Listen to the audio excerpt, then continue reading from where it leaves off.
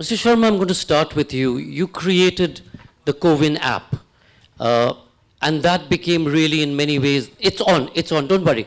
Don't do anything, it's just on. Technology. It created the sort of paradigm shift, and in many ways, it brought to the surface how technology can empower, and you all did it so efficiently and so simply that all of us, whether it was our first vaccine, second vaccine, or our booster dose, could actually get that certificate, could travel safely, and be safe. Tell us, when you all envisioned this, what was the key and the chief sort of reason for doing so, and how do you see this going into the future? Look 30 years ahead. Now that you've done this, what's next? Well, this particular thing called CoWIN, it is not a standalone stuff which happened. I think India has really leapfrogged, and we should be proud of that, in the digital space. So for example, India was the first country which created a digital identity. All countries have identities, national identity programs and all that, but we created a digital one, which is actually an online identity system way back in 2009, where the tele-density was not great, where connectivity was not good, where internet was not there. We said, let's have the online digital system, where your identity is on the cloud. And then we created what is called an authentication system, which actually is so scalable. Imagine we have done about 90 billion authentications in the last 10 years or so. Similarly, we have 1.35 billion digital identities created thus far. And we created a whole set of products on top of it. Electronic KYC, where you can have a paperless, you can open a bank account, you can get a mobile SIM. We have created digital signature called e-sign. We created digital locker, and then multiple products. Then secondly, the UPI, which basically again is a network-based, protocol-based system, which is done about 8 billion transactions last month. It is really humongous. And of course, absolutely free of cost for common people. Similarly, we created, multiple platforms have been created. Multiple stacks have been done, which is people commonly call India stack. So we realized that for a country as diverse as ours, as big as ours, 1/6 of humanity, we really need to create systems which are scalable, which are interoperable. You mentioned CoWIN app. Actually, it is not a CoWIN app. It's a platform. CoWIN is a platform on which a number of apps are connected with.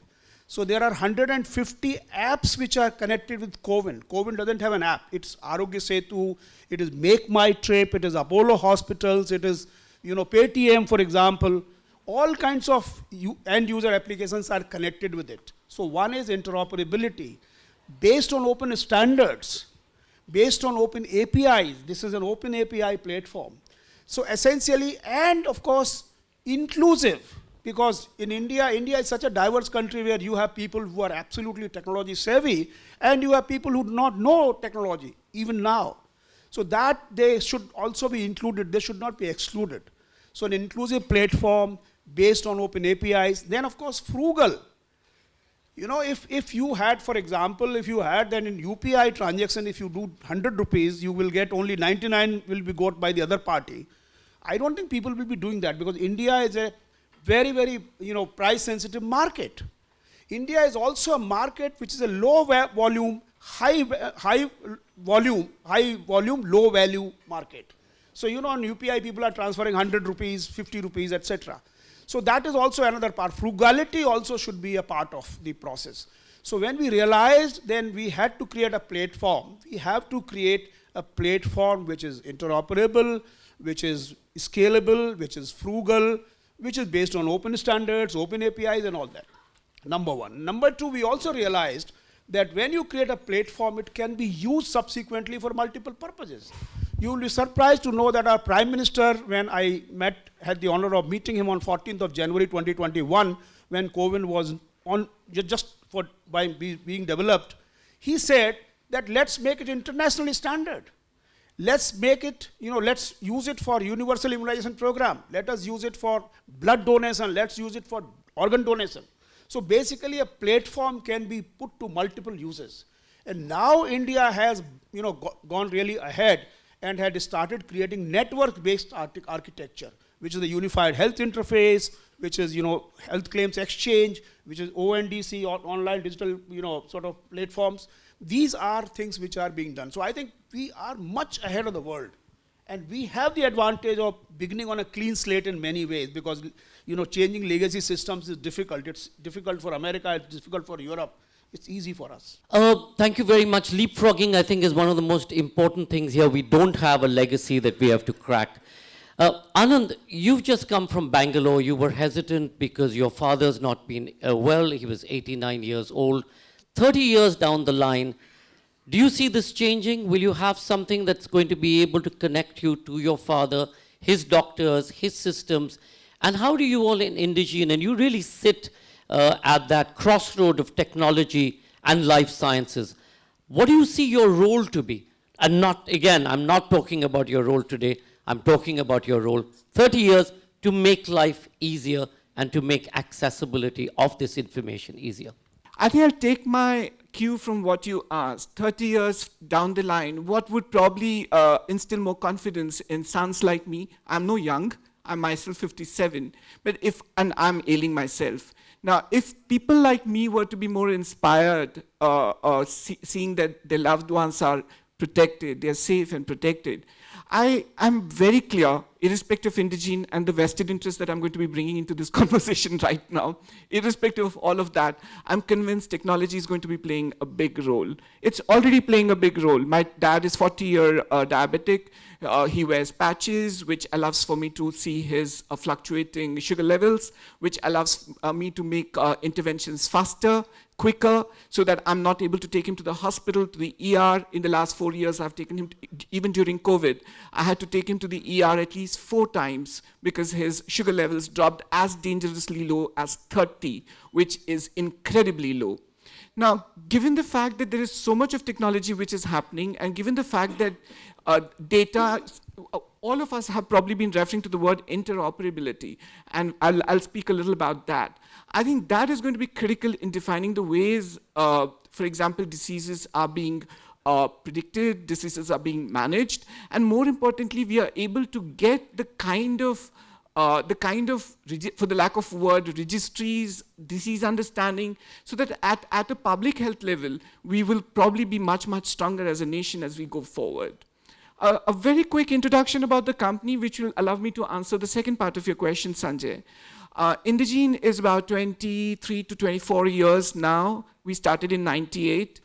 We are in about 19-18 offices in different parts of the world.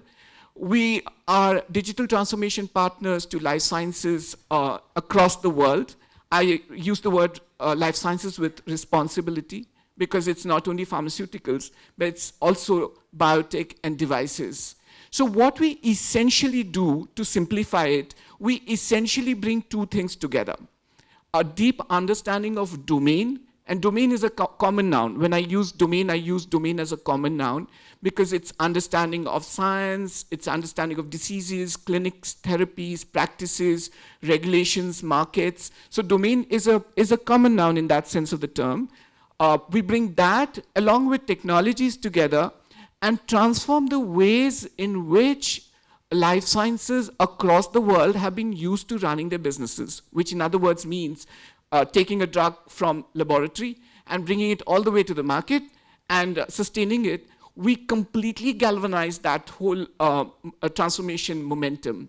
Today, in 2023, words like digital, words like transformation, these are all sort of buzzwords. But if you really hark back on time and go back to 2000 when we put the company together, that was the futuristic vision, to say that even a fairly risk-averse industry, a fairly change-averse industry, is still going to embrace changes. It's still going to embrace transformation. And what would ride on this would typically be changes driven through technology and 30 years hence, what's the vision? One, it cannot be 100% technology. I don't believe that we are going to reach that point where we're going to leave our lives to automation and allow for automatons and robots to really run our disease journeys or whatever, patient journeys. I find that a little bit unlikely. The other thing which I think is going to happen and more happen, human and artificial intelligence are going to come together in very meaningful ways. There are several examples that we are already seeing. We'll continue to see most of them. What it eventually will result, eventually the societal benefit that will come out, we will be saving more lives for sure, we are going to improve wellness for sure, and we will do that by seamlessly integrating technology, data, human intelligence together. That's how I look at it. Professor Sood, he talks about responsibility. We know that in every James Bond movie or in Pathan, there's a bad guy trying to take over the world and using technology. In the place that you sit in, how can we ensure or not ensure, how can we put in principles which allows for technology to be used for greater good? That's question number one. More importantly, we have so many young people here, Professor Sood. What is it that we need to do to unlock their minds and get them inspired to be able to innovate and show that it's possible?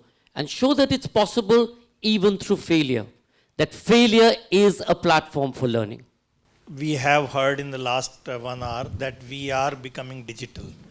And we have become digital and it will increase with time. But at the same time, there are risks involved, as you rightly said, because we need not feel safe when the quantum is on the horizon. So whatever you are hearing about quantum computing, it looks like as if, oh, it's not our cup of tea, it's somewhere in the future. Answer is no. Actually, the progress all over the world which has been made in quantum technologies, in particular quantum communication and quantum computation, is really mind-boggling.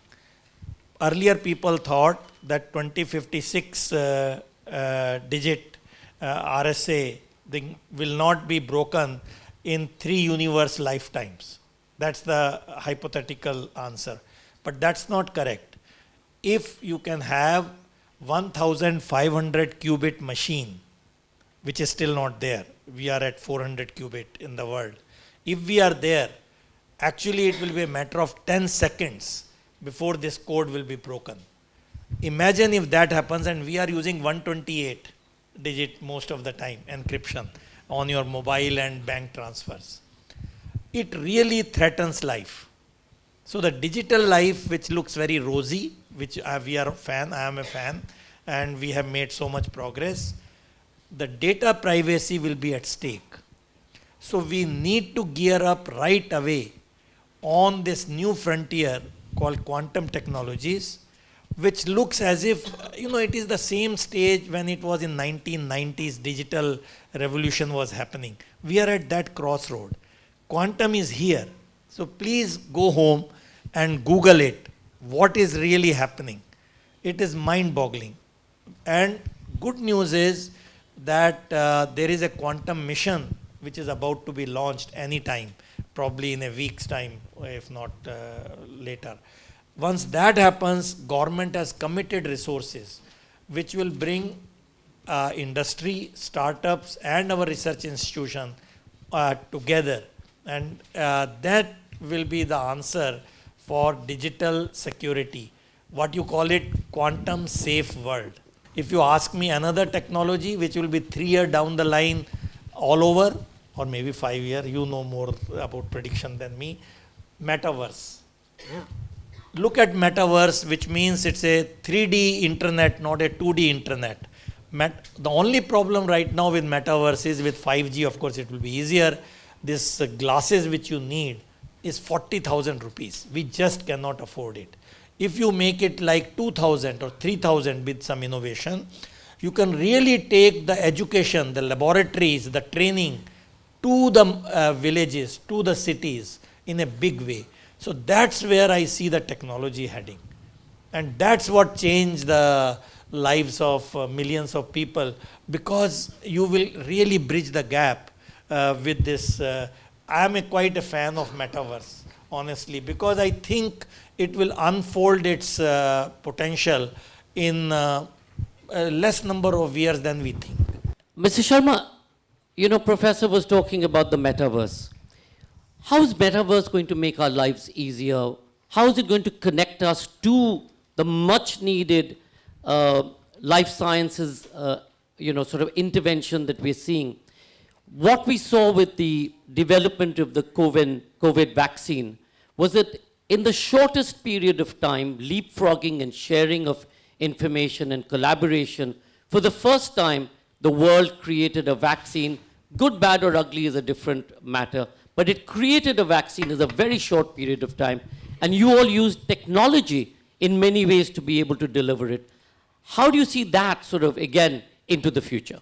I think we are going ahead much, faster way. For example, in the health space itself, in the last 2.5 years or 3 years, when the Honorable Prime Minister launched in September of 2021, the program called Ayushman Bharat Digital Mission, what we have done, we have created a framework which is basically ensure that citizens should be able to upload their health data, should be able to share their health data with the doctors, with the pharmacies, with the labs, etc., their diagnostic results, etc. There are a number of personal health record applications which have come on the scene, and interestingly, health is an extremely sensitive data.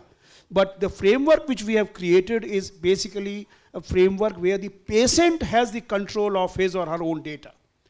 So that nobody can question the privacy part of this, because privacy is built into the system by design. I am in the control of my data. I can selectively share my data with the doctor, not share with the doctor, number one. Similarly, we have created interoperable teleconsultation framework, which means that, if doctor has a teleconsultation application A, and the patient has any other teleconsultation application, Arogya Setu or anything else, they will be able to talk to each other. Similar to the interoperability in the telecom sector, for example, if I have an Airtel and he has a Jio, I can call him and talk to him. Similar interoperable framework has been done. Similarly, in the health space, again, digital technology uses what is called health claims exchange, which has been sort of operationalized. So you have the unified health interface, similar to UPI, which actually unbundled the banking from the banks, so to say, payments from the banks. Similarly, we are using technology in a very, very big way. I am not an expert on metaverse or nor even a sort of fan of metaverse, but I certainly know that metaverse will enable much better analytical tools at hand, especially in the health sector, whereby today you are able to read the DICOM images and figure out predictions. Once you have this kind of 3D stuff, you will be able to do much, much better and much more faster. And therefore, I feel that all these new breeds of technology, AI, for example, machine learning, for example, and the best part is, in India, we are at a tremendous advantage in terms of having the connectivity infrastructure. Imagine today we have 1 billion mobile phones. We have 800 million internet connections. We have 600 million smartphones. And we have the cheapest data rates in the world. Our 1 GB of data is costing just 7 rupees. 1 GB of data in United States of America costs you $12.35. How much is the ratio you can compute by the rate of $80 rupees or whatever. Similarly, we have, our average Indian consumes 17 gigabytes of data per month. These are phenomenal statistics, and therefore this connectivity makes it possible for all the digital applications to go. And what is going to happen is that, technology is going to permeate, information and communication technology is going to permeate almost every sector. And really, Ambassador Syamsaran made a point that, creativity happens at the intersection of disciplines. It is actually domain and technology and multiple domains. That's how it will happen. And therefore, I see this whether it's a metaverse, AI, machine learning, and 5G, for example, coming, they are going to we are going to further leapfrog. And the kind of approach which we have adopted, You know, it's not a monopolistic approach. It's not an approach where winner takes all happens. It's a very democratic approach which we have adopted in our technological development, because we have that interoperable, inclusive systems. That is going to make the fundamental difference. Anand, we've run out of time, but a very quick question to you. You know, even as you aggregate data, and we're looking at how data is being shared and being aggregated, like Dr. Sid Mukherjee and Ezra has been looking at, you know, what's the point before cancer gets into the system, that's cell zero? Can we, through the aggregation of health data, start predicting what do we need to do to prevent a particular inset of perhaps a lifestyle disease? Yeah, so very quickly, this itself is topic for a day perhaps, but very quickly to respond, going back to your earlier question of 30 years, one of the things which is bound to happen is that as decades pass by, the focus will increasingly keep shifting from treatment to preventives, and clearly keep looking at the ways you are able to prevent. And when we talk about preventives, it is preventives across the board. So in order to get to any level of intelligence to figure out what your predictive scenarios will turn out to be, and therefore what interventions you need to bring in, data is going to be critical. And we believe, at least from our vantage point, it's not just the integrating and bringing data together which is important, but what Sharma Sahab has been repeatedly talking about is critical, which is data interoperability. The day we are able to get data aggregated, data interoperable, we are going to unleash tremendous power within the healthcare ecosystem. So clearly we are going to see a lot of focus coming into preventives. As all of you have heard, data is one of the key things that we need to look at. How do we analyze it? How do we look at it? For all of you young people in the room, and I really want to also reach out to the educators, this divide that we have between the arts and the sciences has to go. You need both to be able to look into the future and to be able to innovate. Without the science, you're not going to be able to bring to fore or fruition the vision that that artistic mind brings out. So collectively, you have to do both. We shouldn't get worried or terrified about the physics and the math. This is what our systems are. Your generation has leapfrogged. Your thumb today is an extension of technology. Use that, be inspired. Thank you very much for being here today for our session, Paradigm Shift in Healthcare. Professor Sood, Mr. Sharma, Anand, Kiran.